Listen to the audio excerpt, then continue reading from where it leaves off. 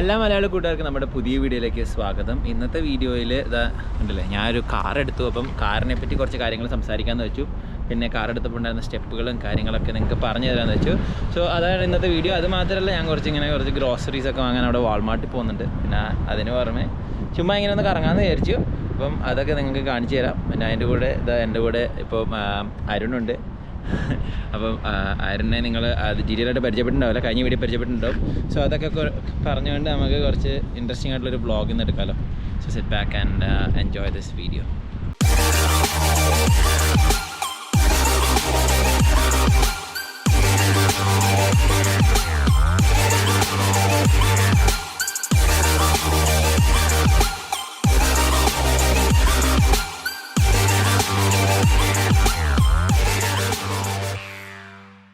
ഇന്നത്തെ നമ്മുടെ video sponsor ചെയ്തിരിക്കുന്നത് everyday മാച്ചാണ്.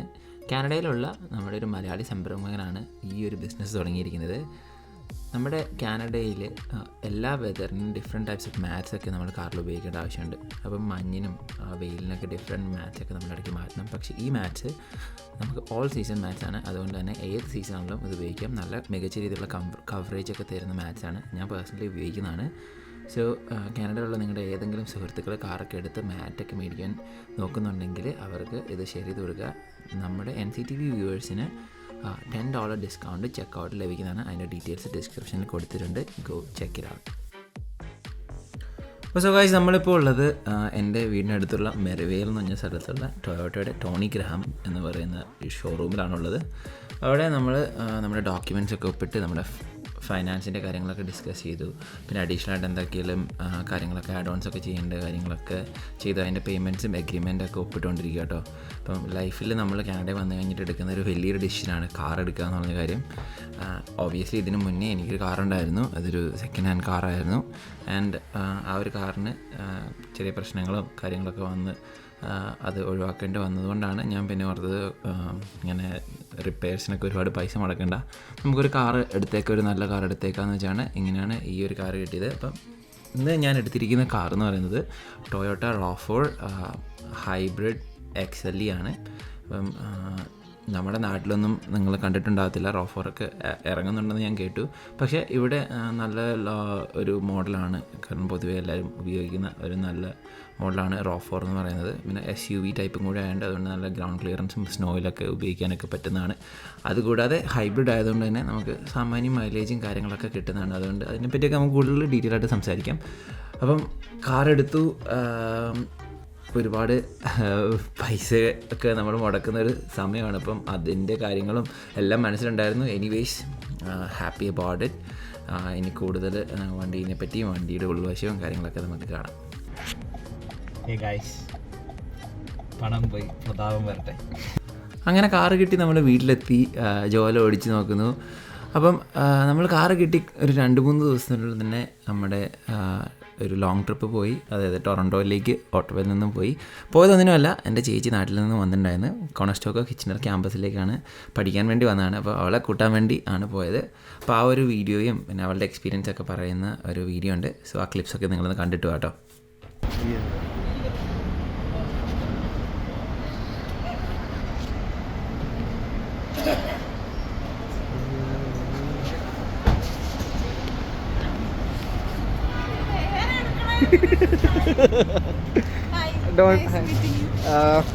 Jithu okay.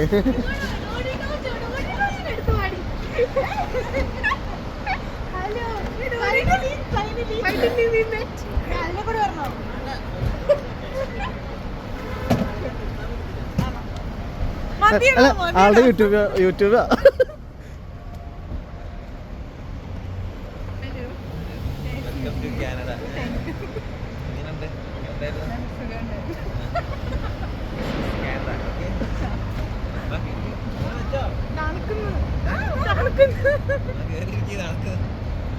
സെറ്റായില്ലേ? Okay guys, by.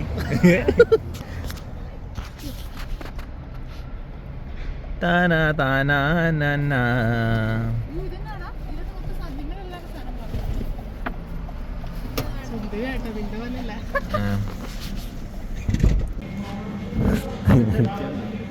How was കാനഡേൻ്റെ ഫസ്റ്റ് ഇംപ്രഷൻ പറ. ഇഷ്ടപ്പെട്ടോ?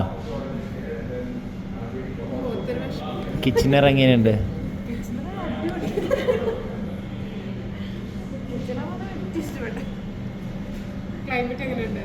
ഇനി വരാൻ പോകുന്ന കുട്ടികളോട് നിനക്ക് എന്താണ് പറയാനുള്ളത്?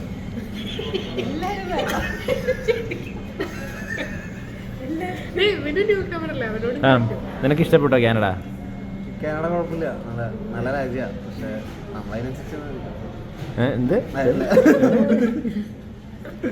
നല്ല രാജ്യം. എന്താ പറയാനുള്ള വരുന്ന പിള്ളേരോട്? വരുന്ന പിള്ളേരോട് എല്ലാവരും വരും.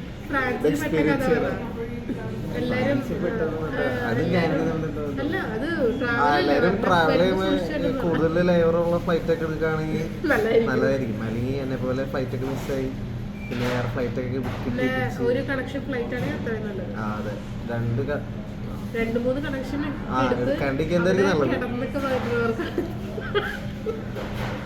നിന്റെ ഫ്ലൈറ്റ് യാത്ര എങ്ങനെ ഉണ്ടായിരുന്നു? ജർമ്മനി നല്ല സ്ഥലമായിരുന്നു. ജർമ്മൻ ആൾക്കാർ നല്ല ആൾക്കാരെ ഓവറോൾ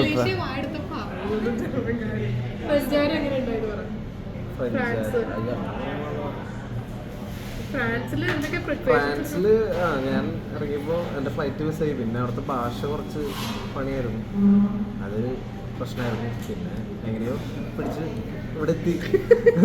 നിന്റെയോ?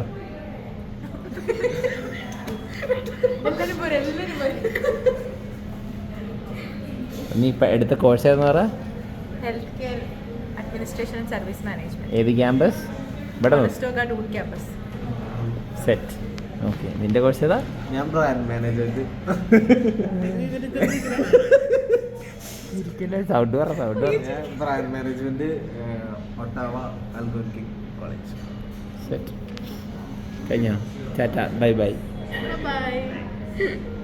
ടാറ്റ തരൂ. Bye bye ആക്കിയായിരിക്കോ?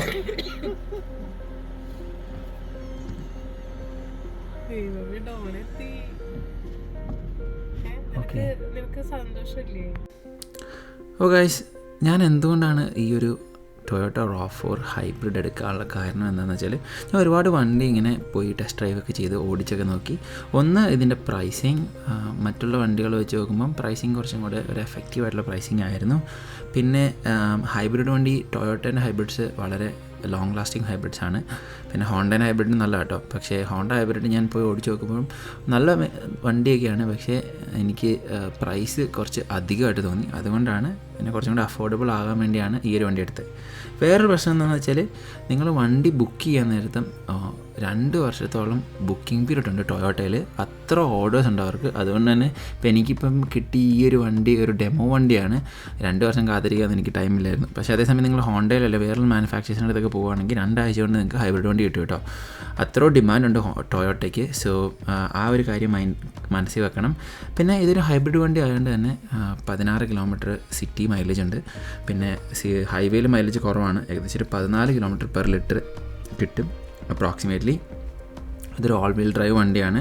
അതുകൊണ്ട് തന്നെ സ്നോയിലൊക്കെ നല്ല സ്റ്റെബിലിറ്റി കിട്ടുന്നുണ്ട്. പിന്നെ ഇതൊരു 5 സീറ്റർ SUV ആണ്. അതുകൊണ്ട് തന്നെ നല്ല സ്പേഷ്യസ് ആണ്. 6 അടി പൊക്കം ഉള്ളതുകൊണ്ട് തന്നെ എനിക്ക് കംഫർട്ടബിളായിട്ട് ഇരിക്കാൻ സാധിക്കുന്നുണ്ട് ഇതിനകത്ത്. ഇതിൻ്റെ എൻജിൻ കപ്പാസിറ്റി പറയുകയാണെങ്കിൽ 2.5 ലിറ്ററിൻ്റെ ഒരു നാച്ചുറലി ആസ്പിറേറ്റഡ് 4 സിലിണ്ടർ എൻജിനാണ്. 219 ഹോഴ്സ് പവറാണ് ഇതിൻ്റെ ഔട്ട്പുട്ട് വരുന്നത്. പിന്നെ ഇതിൻ്റെ ലേ ഔട്ട് ചെയ്തേക്കുന്നത് 2 ഇലക്ട്രിക് മോട്ടറിലാണ്. അപ്പം ഫ്രണ്ടിലത്തെ ടയറിനും ഒരു ഇലക്ട്രിക് മോട്ടറുണ്ട്, ബാക്കിലത്തെ ടയറിനും ഒരു ഇലക്ട്രിക് മോട്ടറുണ്ട്. സോ അങ്ങനെയാണ് ഇതിൻ്റെ പവർ ഡെലിവറി വരുന്നത്. പിന്നെ ഇതിൻ്റെ എടുത്തു വരേണ്ട ഫീച്ചേഴ്സ് എന്താണെന്ന് വെച്ചാൽ, വയേർഡ് കാർപ്ലേ ഉണ്ട്, ആൻഡ്രോയിഡ് ഓട്ടോ ഉണ്ട്, പിന്നെ ഹീറ്റഡ് സീറ്റ്സ് ഉണ്ട്, ഹീറ്റഡ് സ്റ്റിയറിംഗ് വീൽസ് ഉണ്ട്, ബ്ലൈൻഡ് സ്പോട്ട് ഡിറ്റക്ഷൻ ഉണ്ട്. കാനഡയിൽ പ്രധാനമായിട്ട് നമുക്ക് എല്ലാവർക്കും ആവശ്യമുള്ള ഒരു സംഭവമാണ് ഹീറ്റഡ് സീറ്റ്സും പിന്നെ ഹീറ്റഡ് സ്റ്റിയറിംഗ് വീലും. പിന്നെ സൺറൂഫ് ഉണ്ട്. നമ്മൾ ലോങ് ഡ്രൈവൊക്കെ പോകുമ്പോൾ സൺറൂഫ് ഉള്ളത് വളരെ ഒരു അഡ്വാൻറ്റേജ് ആണ്. പിന്നെ അഡാപ്റ്റീവ് ക്രൂയിസ് കൺട്രോൾ ഉണ്ട്.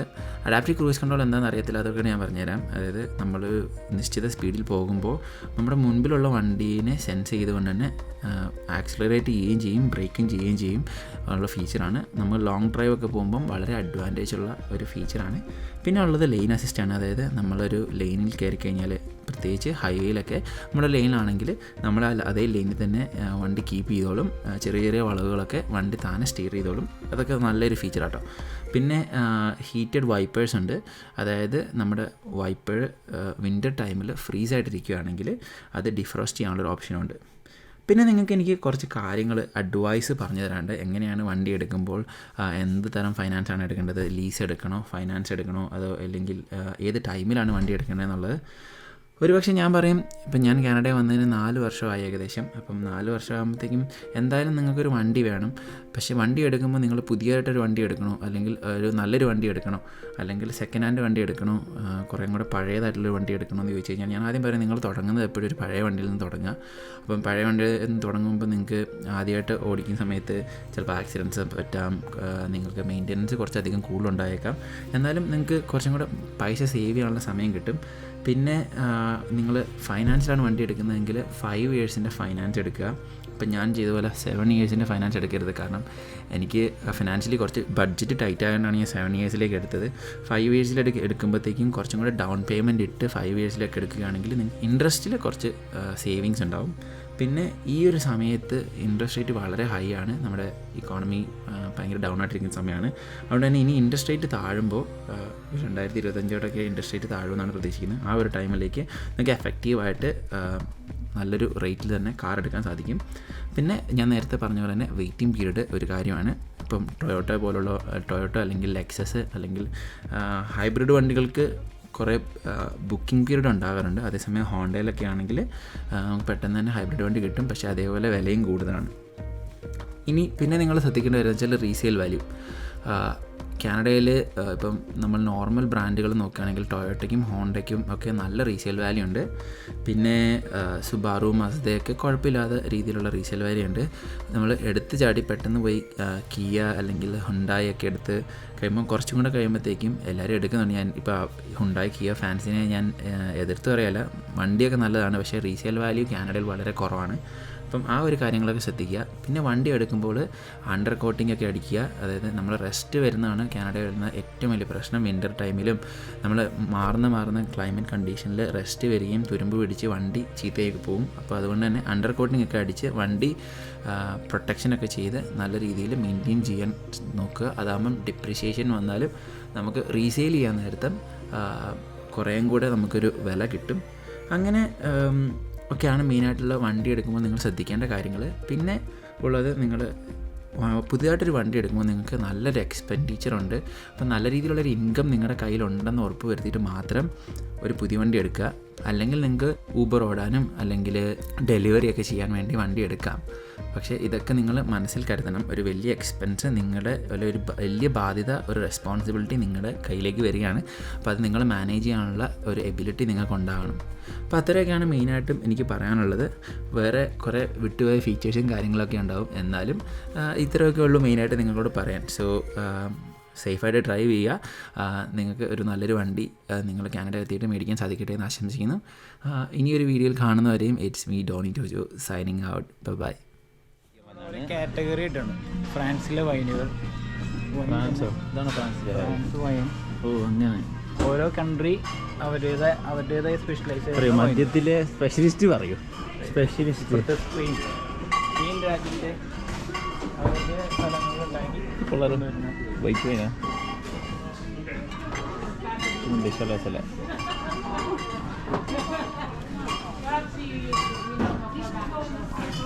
കാലിഫോർണിയ. ഞാനൊരു കുടിയനല്ല, ഞാൻ കുടിക്കാറില്ല. I am completely pure. നമ്മൾ എല്ലാവർക്കും കാണിച്ചു കൊടുക്കുന്നത്. നമ്മളാരും കുടിയവരല്ല, നമ്മളാരും കുടിയന്മാരല്ല. പിന്നെ നമ്മുടെ നാട്ടിൽ നമ്മൾ ഭയങ്കര വലിയ കാര്യങ്ങളായിട്ട് കാണുന്ന Red Label, Canadian Club, Black Label, JP Wiser, നമ്മുടെ Jack and John, Jack Daniels ഒക്കെ ഇല്ലേ?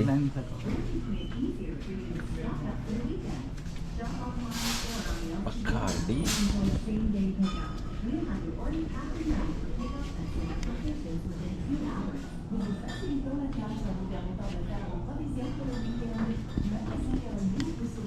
മദ്യങ്ങളുടെ ഇടയിലൂടെ നടന്നു വരുന്ന മദ്യവീരൻ അരുൺ.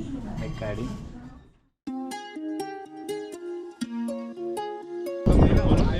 എല്ലാവരും കൂടെ ഒരു അങ്ങനെ നമ്മൾ വണ്ടിയിലെത്തിയിരിക്കുകയാണ്.